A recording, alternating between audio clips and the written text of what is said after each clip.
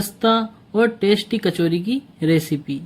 यह कचौरी इतनी फूली फूली टेस्टी और खस्ता बनती है कि पता ही नहीं चलता कि यह मार्केट से मंगाई है या घर पर ही बनाई है।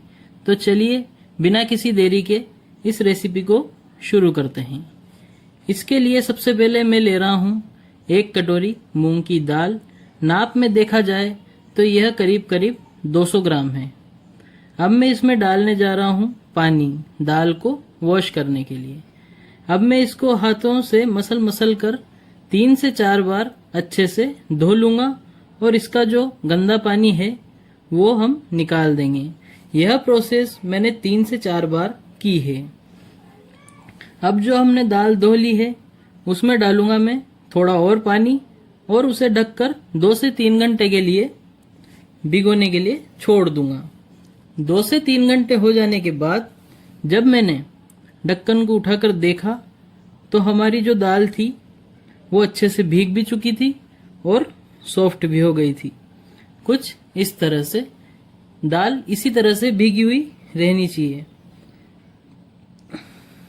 अब मैं इस दाल को छलनी में छान लूंगा और एक्स्ट्रा पानी निकाल दूंगा और इसको मैं 5 से 7 मिनट के लिए साइड में रख दूंगा, जिससे इसका जो एक्स्ट्रा मॉइस्चर है वो भी निकल जाएगा और दाल बिल्कुल सूखी सूखी सी हो जाएगी, जिससे कचौरी अच्छी और फ्लेवरफुल बनेगी।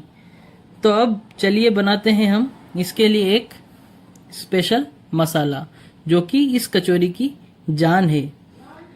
तो मैंने लिया है एक मिक्सचर जार। उसमें मैं डाल रहा हूँ 2 छोटे चम्मच साबुत धनिया, 2 छोटे चम्मच सौंफ, क्योंकि सौंफ कचौरी का एक अलग ही स्वाद इन्हेंस करती है। 1 छोटा चम्मच जीरा और आधा छोटा चम्मच काली मिर्च और 2 से 3 सूखी लाल मिर्च। और अब मैं इसको दरदरा ही पीस लूंगा। मसाला कुछ इस तरह दरदरा होना चाहिए जैसे कि मैं आपको बता रहा हूं। अब मैंने वापस एक मिक्सर जार ले लिया है जिसमें मैं डालूंगा हमारी साइड में रखी हुई दाल। इसको भी मैं दरदरा ही पीसूंगा जैसे कि मैं आपको इस वीडियो में बता रहा हूं। दाल को दरदरा पीसना इसलिए जरूरी है कि अगर आप इसका पेस्ट बना लोगे तो बाइंडिंग अच्छी नहीं होएगी और कचौरी अच्छे से नहीं बन पाएगी। अब हम ले लेंगे एक कढ़ाई जिसमें डालेंगे 3 से 4 चम्मच तेल। तेल गर्म हो जाने के बाद तेल को लो फ्लेम पर कर देंगे और इसमें डालेंगे हमारा दरदरा किया हुआ मसाला। मसाले को 2 से 3 मिनट अच्छे से लो फ्लेम पर ही भूनेंगे ताकि मसाले की जो खुशबू है वो अच्छे से आ सके। उसके बाद अब मैं इसमें डालूंगा 1 तिहाई चम्मच हींग, क्योंकि कचौरी के अंदर हींग का जो स्वाद होता है वो अलग ही होता है, जो कि कचौरी को और ज्यादा टेस्टी बनाता है। अब इसको भी मैं 2 से 3 मिनट भून लूंगा। भूनने के बाद अब मैं इसमें डाल रहा हूं आधा कटोरी बेसन। स्टफिंग में बेसन बहुत जरूरी होता है। बेसन डालकर लगातार चलाते हुए 4 से 5 मिनट अच्छे से भून लेंगे। बेसन अच्छे से भुन जाने उसके बाद उसमें से जब खुशबू आने लग जाए तो समझ जाइए कि हमारा जो बेसन है वो भुन चुका है। तो अब हम इसमें डालेंगे पिसी हुई दाल और इसको फिर से लगातार चलाते हुए अच्छे से 7 से 8 मिनट पकाएंगे या इसे भूनेंगे। दाल को भूनना इसलिए जरूरी है क्योंकि दाल अगर भुनेगी नहीं तो कचौरी के अंदर जो स्टफिंग है वो कच्ची कच्ची लगेगी। और दाल को लगातार चलाने का इसलिए जरूरी है क्योंकि दाल अगर लगातार नहीं चलाते हैं तो जो दाल है वो कढ़ाई में चिपकेगी और नीचे से जलेगी। तो इसलिए दाल को भी लगातार चलाना है और बेसन को भी अच्छे से भूनना है, दाल को भी अच्छे से भूनना है। जब दाल हमारी अच्छे से भुन जाए, उसमें से भी हल्की हल्की खुशबू आने लग जाए, तो हम इसको चलाना बंद नहीं करेंगे। चलाना हम तब बंद करेंगे जब हम इसमें डालेंगे कुछ मसाले। तो मसाले जो है वो मैं अब डाल रहा हूं, तो इसको जरूर देखना। इसका नाप भी मैं आपको बताऊंगा कि मसाले में इसका नाप क्या रहेगा, मसाले कितने कितने डालने हैं। तो जब हमारी दाल चलाते हुए थोड़ी भुरभुरी सी हो जाए, उसके अलग अलग दाने बन जाए या वो बिल्कुल ड्राई हो जाए, ड्राई हो जाने के बाद अब हम इसमें ऐड करेंगे हमारे टेस्टी से मसाले। तो मसाले में मैं डाल रहा हूं आधा छोटा चम्मच हल्दी पाउडर, 1 छोटा चम्मच लाल मिर्च पाउडर, 1 छोटा चम्मच धनिया पाउडर, 3/4 चम्मच नमक। नमक बहुत जरूरी है और नमक आप इसको अपने हिसाब से भी डाल सकते हैं। मैंने अपने हिसाब से डाला है।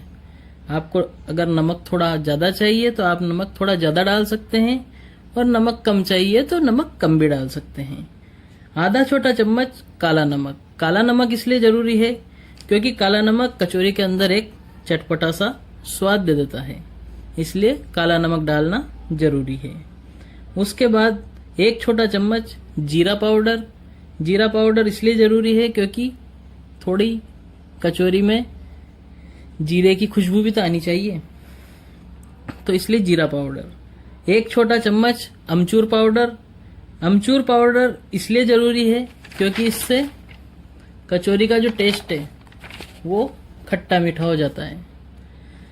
खट्टा मीठा कचौरी का टेस्ट जो होता है वो काफ़ी ज़्यादा अच्छा लगता है, इसलिए अमचूर पाउडर डालना ज़रूरी है।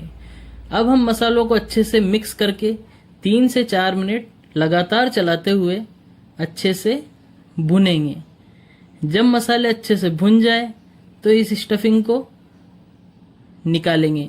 इस स्टफिंग को आप फ्रीज में रखकर स्टोर भी कर सकते हैं, यह जल्दी खराब भी नहीं होती। तो अब तैयार स्टफिंग को हम निकाल लेंगे और ठंडा होने के लिए साइड में रख देंगे। ठंडा करना इसलिए ज़रूरी है कि अगर आप गरम गरम जो स्टफिंग है उसको कचौरी के अंदर डाल दोगे तो कचौरी फटने लगेगी, इसलिए स्टफिंग को ठंडा जरूर करें। अब चलिए हम गूंथते हैं आटा। तो इसके लिए ले लिया है मैंने मैदा। 1 कटोरा लिया, उसमें डाली 3 कटोरी मैदा। नाप में देखा जाए तो ये 300 ग्राम के करीब है। इसमें डाल रहा हूं मैं आधा छोटा चम्मच नमक। नमक आप आपके हिसाब से भी डाल सकते हो। नमक डालने के बाद आधा छोटा चम्मच अजवाइन। अजवाइन जो है उसको हाथों से ही घिसकर डालना है ताकि फ्लेवर कचौरी में अच्छे से आ जाए। इसमें डालेंगे आधा कटोरी घी। घी इसलिए डालना है क्योंकि मौन लगाना होता है। अब अच्छे से मिक्स करेंगे और चेक करेंगे हाथों से कि मौन अच्छे से लगा है या नहीं। मौन चेक करने के लिए इसकी मुट्ठियां बनानी पड़ती है। अगर इसको मुट्ठी में पैक करके और दबाएंगे तो आटा बाइंड हुआ है या नहीं, ये चेक करना होता है। जब अच्छे से बाइंड हो जाए तो इसमें पानी डालकर इसको गूंथना शुरू करेंगे। पानी थोड़ा थोड़ा करके ही डालना है, ज़्यादा नरम आटा भी नहीं गूंथना है और ज़्यादा टाइट आटा भी नहीं गूंथना है, इसलिए इसमें पानी थोड़ा थोड़ा करके ही हम डालेंगे, कुछ इस तरह से। अब इस आटे को 10 से 15 मिनट के लिए गीले कपड़े में ढककर साइड में रख रहा हूं ताकि आटा थोड़ा और अच्छे से मुलायम हो सके और फूल सके। आटे को 10 से 15 मिनट हो चुके हैं, तो अब हम आटे को चेक करेंगे और इसका जो गीला कपड़ा है उसको हटाएंगे। गीला कपड़ा हटाने के बाद अब इस आटे को हम दोबारा से गूंथेंगे ताकि जो हमारा आटा है वो एक जैसा हो जाए। इसको गूंथना इसलिए ज़रूरी है क्योंकि जो इस पे जो गीला कपड़ा रखा था उससे इसमें थोड़ा मॉइस्चर गया होगा, तो मॉइस्चर ऊपर ही ऊपर ना रहे, पूरे आटे के अंदर हो जाए, इसलिए इसको गूंथना बहुत जरूरी है। अब हम इस आटे से बनाएंगे छोटी छोटी लोइयां, और सारी लोइयों को बनाने के बाद लोइयां जो है वो बिल्कुल एक ही शेप की बनानी है, और आप गोल बनानी है। गोल लोइयां जरूरी है। अब मैं बता रहा हूं आपको कि जो सारी लोइयां हैं उसमें से हम ले लेंगे सिर्फ एक लोई, और बाकी की जो लोई है उसको हम रखेंगे गीले कपड़े से ही ढक कर, ताकि उसके ऊपर जो परत जमती है वो नहीं जमे। अब लोई जो है उसको हम हाथ से गोल करेंगे और उसको कटोरी का शेप दे देंगे। कटोरी का शेप देने के बाद अब हम इसके अंदर भरेंगे तैयार की हुई दाल की स्टफिंग। स्टफिंग को अच्छे से भरने के बाद हम इसको उंगलियों से दबा दबा कर मसाले को अंदर दबाएंगे, और जो हमारा आटा है उसको खींचेंगे। तो इस तरह से इसको हम पैक करेंगे। अच्छे से पैक करने के बाद अब इसको हाथों से दबा दबा कर इसको कचौरी का शेप दे देंगे। कचौरी का शेप देते समय कचौरी जो है वो फटनी बिल्कुल नहीं चाहिए, क्योंकि और ये ऊपर का जो हिस्सा जो दिख रहा है उसको हम दबाना बहुत ही ज्यादा जरूरी है। अगर उस हिस्से को अगर आप दबाओगे नहीं तो कचौरी दबाते वक्त फटेगी ही फटेगी। इसलिए कचौरी को जब भी आप दबाओ तो हल्के हाथ से दबाओ और फैलाते हुए दबाओ। तो इसी तरह कचौरी का शेप बन चुका है।